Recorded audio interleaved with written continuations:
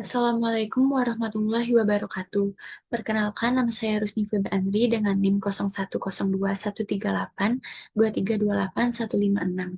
Di sini saya akan buat video presentasi mengenai Dogmat Economics versus teori ekonomi konvensional. Yang pertama adalah latar belakang. Pertumbuhan ekonomi selama ini diukur melalui produk domestik bruto atau PDB atau GDP. Namun, pendekatan ini memiliki sejumlah kelemahan. Yang pertama adalah mengabaikan dampak kerusakan lingkungan, yang kedua tidak memperhatikan distribusi kesejahteraan, dan yang ketiga adalah memicu eksploitasi sumber daya alam secara berlebihan. Di sisi lain, tantangan global terus berkembang, seperti krisis perubahan iklim semakin meningkat, ketimpangan sosial semakin melebar, dan sumber daya alam semakin menipis. Maka muncul kebutuhan akan paradigma ekonomi baru, yaitu Dognat Economics.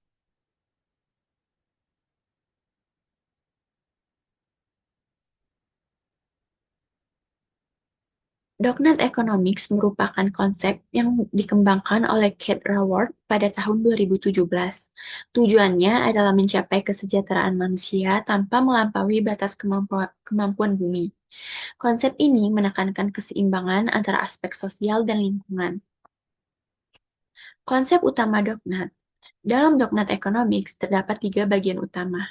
Pertama, batas dalam atau social foundation, yaitu kebutuhan dasar manusia seperti pangan, kesehatan, dan pendidikan.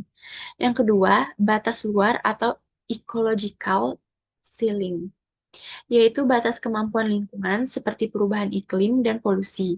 Dan terakhir adalah aura tengah, yaitu safe and just space, di mana kebutuhan manusia terpenuhi tanpa merusak lingkungan.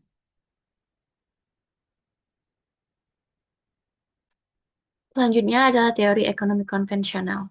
Terdapat tiga teori ekonomi konvensional yang menjadi pembanding utama dalam Dognat Economics.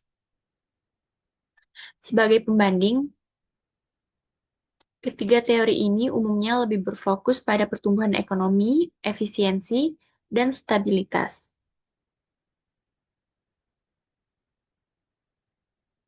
Selanjutnya adalah Dognat Economics versus teori klasik. Bisa dilihat dalam tabel berikut. Jika dibandingkan dengan teori klasik, Dognat Economics lebih menekankan kesejahteraan berkelanjutan. Teori klasik berfokus pada pertumbuhan dan pasar bebas, sedangkan Dognat juga mempertimbangkan dampak sosial dan lingkungan. Selain itu, peran pemerintah dalam Dognat lebih aktif dibanding teori klasik yang cenderung minimal. Selanjutnya adalah versus teori neoklasik. Dibandingkan dengan teori neoklasik, perbedaan utamanya terletak pada pendekatan. Neoklasik fokus pada individu rasional dan efisiensi, sedangkan Dognat menggunakan pendekatan yang lebih menyeluruh atau holistik. Dognat juga lebih memperhatikan dampak lingkungan secara luas. Dan yang terakhir adalah versi Keynesian. Sedangkan dengan teori Keynesian, perbedaannya terletak pada fokus utama. Keynesian menekankan stabilitas ekonomi melalui permintaan agregat, sementara Dognat lebih menekankan keseimbangan jangka panjang antara manusia dan lingkungan. Meskipun sama-sama mengakui peran pemerintah, tujuan akhirnya berbeda.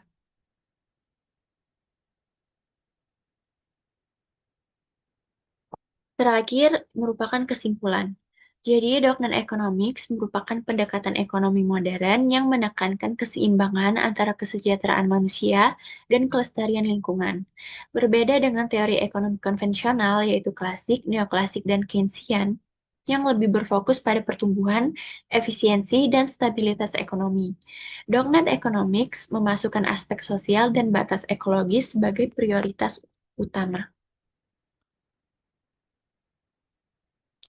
Baiklah, sekian presentasi dari saya. Terima kasih atas perhatian yang diberikan. Maaf apabila ada salah kata. Saya akhiri. Wassalamualaikum warahmatullahi wabarakatuh.